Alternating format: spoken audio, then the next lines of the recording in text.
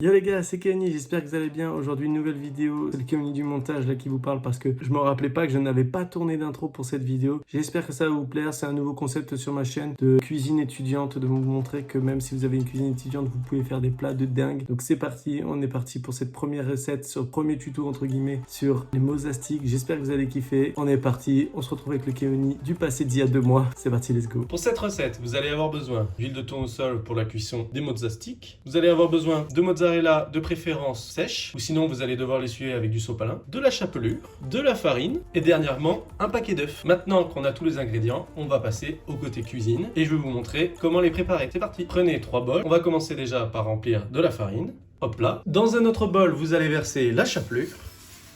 Dans une troisième étape, on va casser les œufs et les battre au maximum. Il sera pour le montage. Quelle catastrophe, je sais pas casser les œufs. On va battre les œufs au maximum comme je vous ai dit. Nos 3 ingrédients sont prêts, il manque plus qu'à découper la mozzarella. Avec du sopalin, vu que moi je trouve qu'elle est un petit peu trop humide, on va essuyer la mozza pour essayer d'aspirer le maximum d'eau. Parce que sinon, quand vous allez faire la chapelure avec les œufs et la farine dans l'étape d'après, ça va pas très bien adhérer. Donc le but c'est d'avoir vraiment la mozzarella la plus sèche possible. Donc essuyez-la au maximum. Et maintenant qu'elle est essuyée, on la découpe.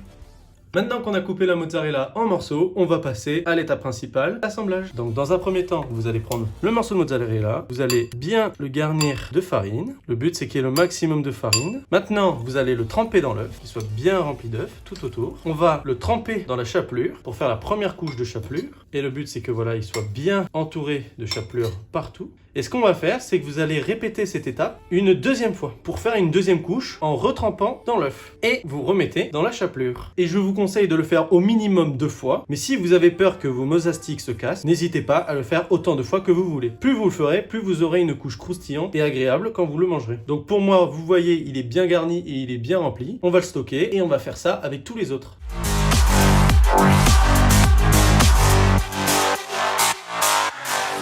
Et maintenant qu'on a fini de les préparer, regardez comment ils sont magnifiques. Ça donne déjà envie alors que c'est même pas cuit. Maintenant, on passe au moment cuisson. On est parti, direction la cuisine. Et maintenant, on va passer à la cuisson de ces magnifiques mosastiques. Donc, vous mettez la plaque à fond. Et ce qu'on va faire, c'est qu'on va mettre l'huile de tournesol que je vous ai dit au début de la vidéo. Et on va remplir le fond de la poêle. Il faut qu'il y en ait assez pour que ça puisse tremper dedans. On le garde à proximité parce qu'on va changer l'huile, faire cuire tous les mosastiques. Et ce qu'il faut faire surtout, c'est qu'il faut vraiment que ce soit très chaud. Donc là, on va laisser pendant presque une minute chauffer à fond. Et dès que ce sera chauffé à fond, on prendra les mosastiques et on va les mettre à cuire. Maintenant que l'huile a l'air très chaude, on va mettre les mosastiques à cuire. Et voilà, exactement, faut que ça fasse exactement ça. Si ça fait pas ça, c'est que c'est pas assez chaud. On va déposer le maximum de mosastiques en essayant de les abîmer au minimum. Parce que tout trou qu'on va faire quand ils vont cuire, le problème c'est que ça va fondre dans la plaque. Donc là, j'en mets que 5 pour être sûr et certain de ne pas faire de bêtises. Et là, on va les laisser cuire. On vérifie si ça dort bien. Regardez, ça dort bien. On va les retourner. Là, on va les faire dorer. Et dès qu'ils sont dorés des 2 côtés, on va vite les enlever et ce sera déjà prêt. On va continuer avec tous les autres, mais je ne vais pas vous les filmer parce que ça va prendre énormément de temps. Là, ils sont bien cuits. On va pouvoir les entreposer. Regardez, hop là. On va les enlever. Pour éviter que ce soit trop gras, quand vous les entreposez dans une assiette, mettez du sopalin en dessous. Comme je vous disais, entreposez-les comme ça dans une assiette avec du sopalin pour que ça absorbe le gras. On se retrouve quand j'aurai fini de tout faire cuire. Just calling to say I...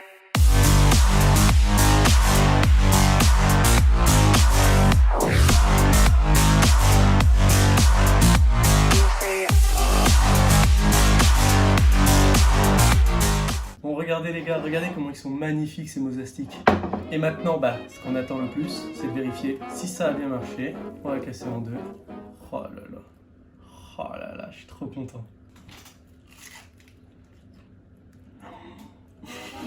C'est incroyable. Ah, c'est beaucoup trop bon. Je suis trop gourmand, je vais en manger un maintenant.